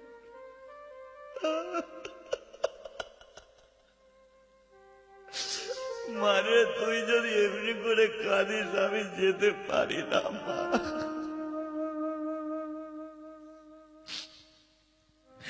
দুটো খেতে চাইলি তোকে আমি খেতে পর্যন্ত দিতে পারলাম না।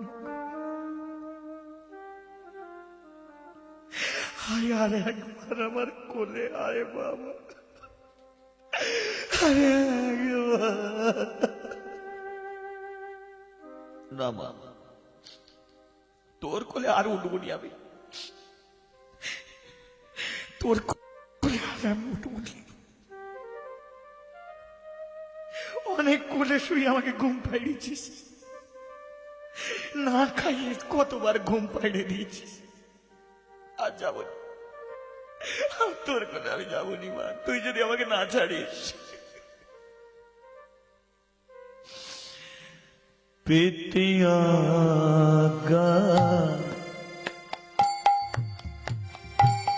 শিরে করি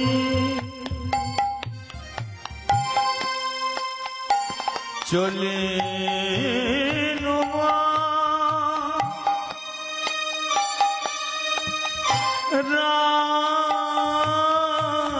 রাজপুরী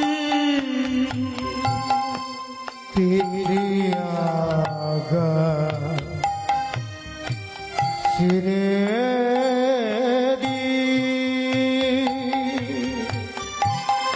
ওরে আমার কুশধ্বজ রে,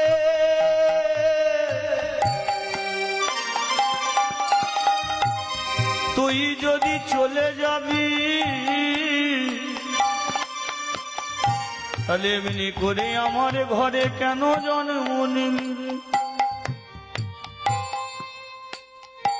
আমার মা বলা ধন ফিরে আয় ফিরে আয়, ওরে কুশোধর কুশোধর রে, মণিহারা ফণি যেমন থাকিতে না পারে,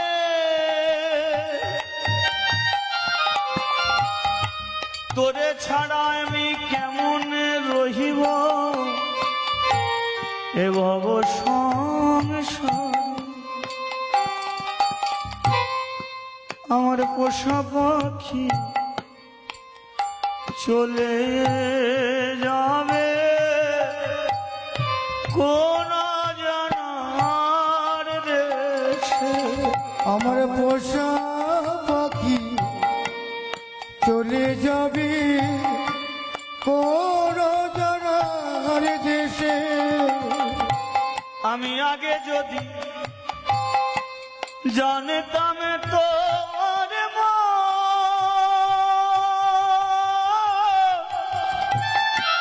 তুই আমার ছাড়িবি মন। আমি আগে যদি জানতাম তোর মন,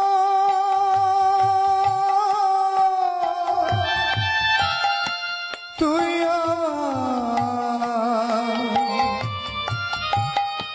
ছাড়িবি এমন। আমি দিতাম না রে তোরে, আমি দিতাম না রে তোরে আমি, আমি দিতাম না রে তোরে, আমি দিতাম না রে তোরে আমি। এত তোরে মন, এত তোরে মন, আমার পোষা পাখি চলে যাবি ও সজনী, আমার পোষা পাখি চলে যাবি ও সজনী। ওরে কুশোধর আজ রে,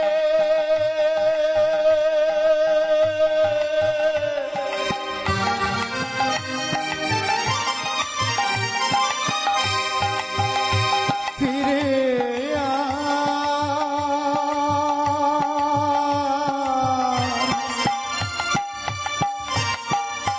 ফিরে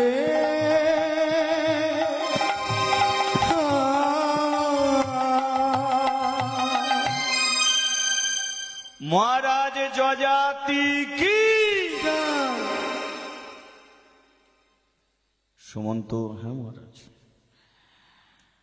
হ্রদ নিয়ে ফিরে এসেছি। তেমন ছেলে পেয়েছ? পেয়েছি। ওই তো রথের ওপরে দাঁড়িয়ে আছে। যজাতি সত্যি দেখছে যে একটা 8 বছর ছেলে, মনের মধ্যে ভয় নাই, সর্বদাই হাস্য বদন, দুটো হাত ওপর দিকে তুলে বিড়বিড় করে কি যেন বলছে। রাজগুরু কুলগুরু বশিষ্ঠ মুনি বলে উঠল, যজাতি যাও ছেলেটাকে রথ থেকে নামিয়ে নিয়ে এসো। যজাতি ছেলেটাকে রথ থেকে নামাতে যাচ্ছে। যেই ছেলেটার কাছাকাছি গেছে, ছেলেটাকে নামাতে যাবে, যজাতির মনে পড়ে গেছে,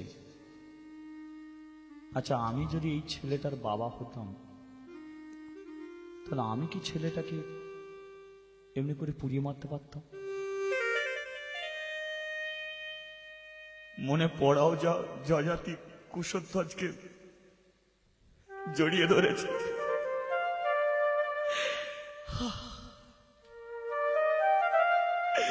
আমি পারবো না।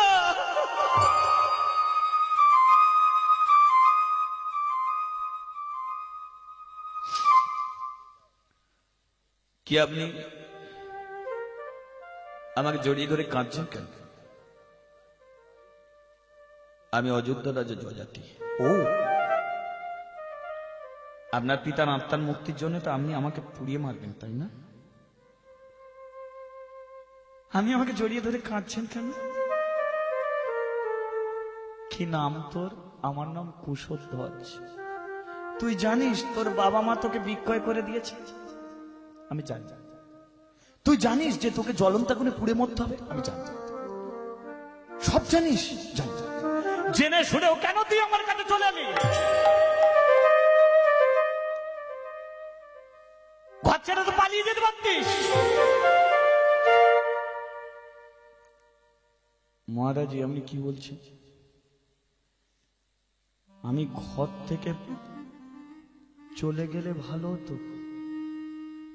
আচ্ছা বলতো, তোর মতো ছেলেকে ঘিত মাখিয়ে কেমন করে জ্বলন্ত আগুনে ফেলে পুড়িয়ে মারবো? আজকে আপনি মহারাজ এই কথাটা ভাবছেন? এ কথাটা তো অনেকদিন আগে ভাবতে পারতেন। আচ্ছা বলুন তো মহারাজ, কার জন্য আমি জ্বলন্ত আগুনে পুড়ে মারতে এসেছি? আমার বাবার জন্য না, আমার মায়ের জন্য না, আপনার বাবার আত্মার মুক্তির জন্য। আপনি এখন কাঁদছেন আমাকে জ্বলন্ত আগুনে ফেলে পুড়িয়ে মারবেন বলে? কেন সেদিনকে আপনি রাতের অন্ধকারে আপনার বাবার চরণ ছুঁয়ে প্রতিজ্ঞা করেছিলেন নারামের যজ্ঞ করবেন বলে? কেন আপনি জানতেন না যে এই যজ্ঞ করতে গেলে আমার মতো একটা ছেলেকে জ্বলন্ত আগুনে পুড়ে মরতে হবে?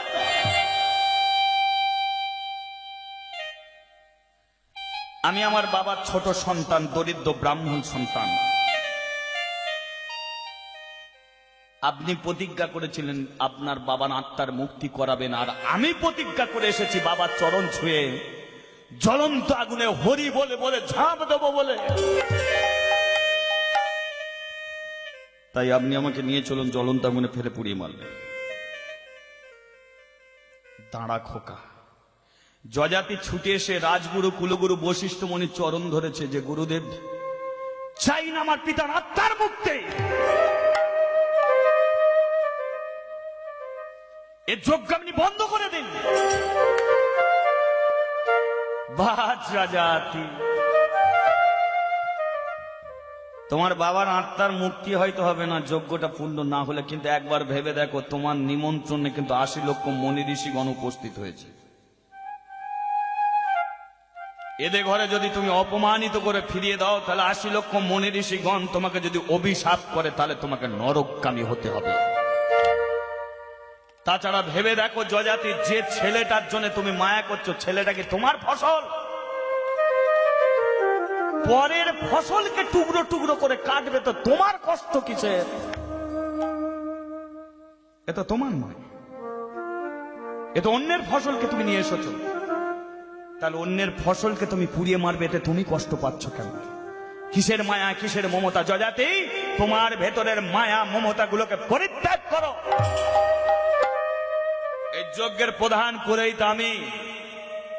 শুধু ছেলেটাকে জ্বলন্ত আগুনে পুড়ে মরতে হবে, তবে এই যজ্ঞ সম্পূর্ণ হবে। আর সারা পৃথিবীর মাটিতে একটাই যজ্ঞ সম্পূর্ণ, যেটা হলো নারামের যজ্ঞ। যজাতির ভেতরে দয়া মায়াগুলোকে পরিত্যাগ করে আমার ছেলেটার কাছে এসেছে, ছেলেটাকে ভালো করে স্নান করিয়েছে, ছেলেটাকে ঘিতো মাখাচ্ছে। ঘিতো যখন মাখাচ্ছে যজাতি মনে মনে ভাবছে কিছুক্ষণ পর তো ছেলেটা জ্বলন্ত আগুনে পুড়ে মরবে। মানুষের মৃত্যুর সময় একটা ইচ্ছা থাকে। হ্যাঁ রে কুশধ্বজ, মৃত্যুর সময় তোর কোনো ইচ্ছা নেই? কুশধ্বজ বলল, আমার একটা ইচ্ছা আছে, একটা ইচ্ছা। বল। আমাকে দুটো খেতে দেবে?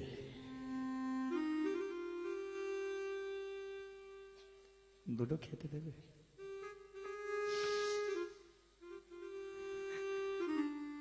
আমার কোনো ইচ্ছা নেই, আমার মা আমাকে দুটো খেতে দিতে পারেনি।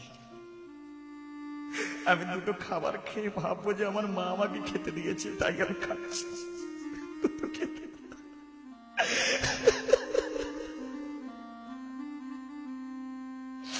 জজাতি মনে মনে ভাবছে যে ছেলেটাকে পেট ভরে খেতে দেবো সেই ছেলেটাকে জ্বলন্ত আগুনে ফেলে আমি পুড়িয়ে মারবো। হে পিতৃদেব, কেন আমি সেই প্রতিজ্ঞা করেছিলাম? এক প্রতিজ্ঞায় আমি নিজে শেষ হয়ে গেলাম।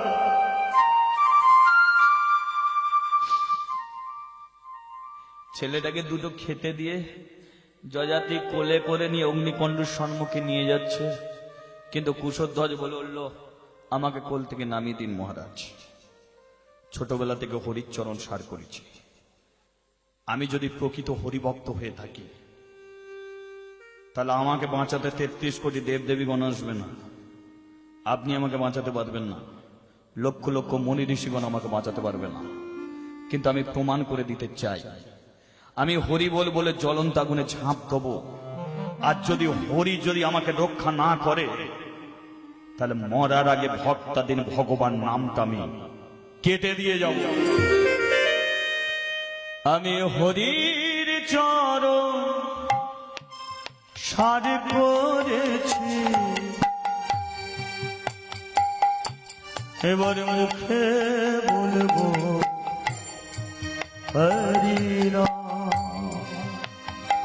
আমি হরির চরণ সার করেছি,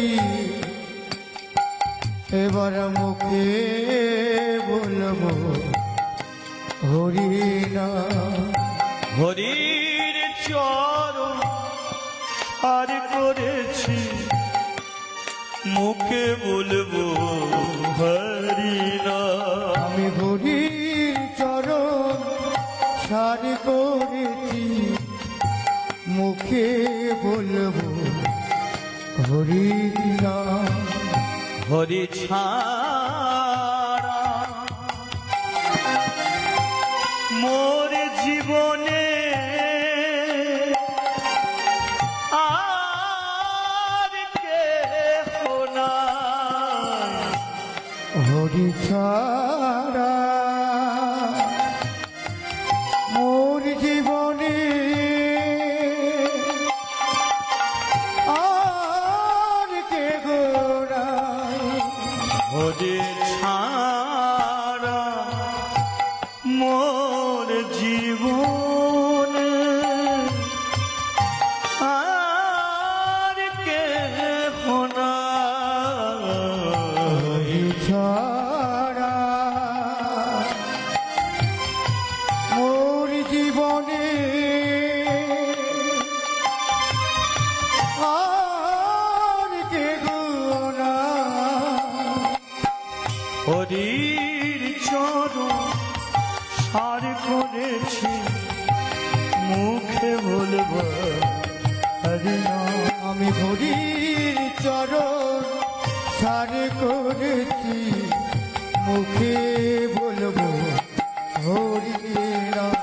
কৃষ্ণ কৃষ্ণ কৃষ্ণ কৃষ্ণ কৃষ্ণ কৃষ্ণ কৃষ্ণ হে কৃষ্ণ কৃষ্ণ কৃষ্ণ কৃষ্ণ কৃষ্ণ কৃষ্ণ কৃষ্ণ হে কৃষ্ণ কৃষ্ণ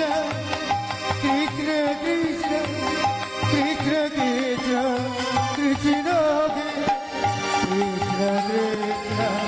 কৃষ্ণ কৃষ্ণ কৃষ্ণ কৃষ্ণ কৃষ্ণ কৃষ্ণ কৃষ্ণ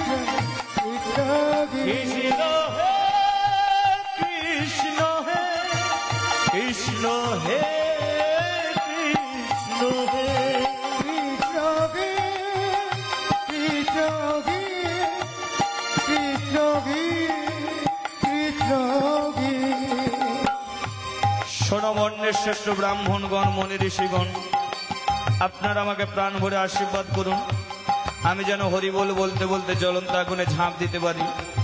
জজাতি পেছন থেকে বলে উঠল, ও হে কৃষ্ণ কৃপাময়, তোমার ভক্ত তোমার নামকে সার করে জ্বলন্ত অগ্নিকুণ্ডে ঝাঁপ দিতে চেয়েছে, তুমি তোমার ভক্তকে রক্ষা করো, আর এই ছেলেটা জ্বলন্ত আগুনে ঝাঁপ দিলে আমার পিতার আত্মার মুক্তি তুমি করিয়ে দিও। কুশধ্বজ সবাইকে জানিয়ে জ্বলন্ত আগুনে ঝাঁপ দিল। যেই জ্বলন্ত অগ্নিকুণ্ডে ঝাঁপ দিল, সেই অগ্নিকুণ্ড থেকে মা মা বলে চিৎকার উঠল না, অগ্নিকুণ্ড থেকে শুধু একটাই ধ্বনি উঠল, হরি হরি বল। তাই গৌর হরি হরি বল।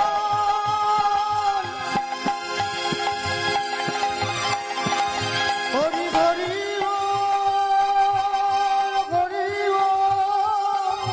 ভক্তরা আনন্দে গেয়ে উঠল, কুশধ্বজ কি, জয় কুশধ্বজ কি। জয়। সমস্ত আকাশটা মেঘাচ্ছন্ন হয়ে উঠল, ঝড় উঠল, বৃষ্টি নামলো, বজ্রপাত হলো।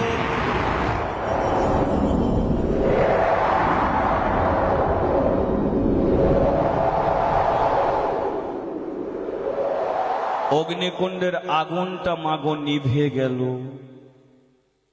আর যেই অগ্নিকুণ্ডের আগুনটা নিভে গেল, সমস্ত ভক্তগণ দেখতে পেল যে 8 বৎসরের ছেলেটার গায়ে একটা ফোঁসকা পর্যন্ত পড়েনি। ভগবান শ্রী বিষ্ণু নারায়ণ কুশধ্বজকে কোলে করে নিয়ে দাঁড়িয়ে আছে। তবে হে ভক্তমণ্ডলী, একটা প্রশ্ন ছিল, যেটা হচ্ছে এই যে মায়েদের হাতে শাঁখা, এই শাঁখাটা হলো শঙ্খচূড়ের দেহ থেকে সৃষ্টি হয়েছে শাঁখা, কিন্তু শাঁখার পর একটা নোয়া থাকে।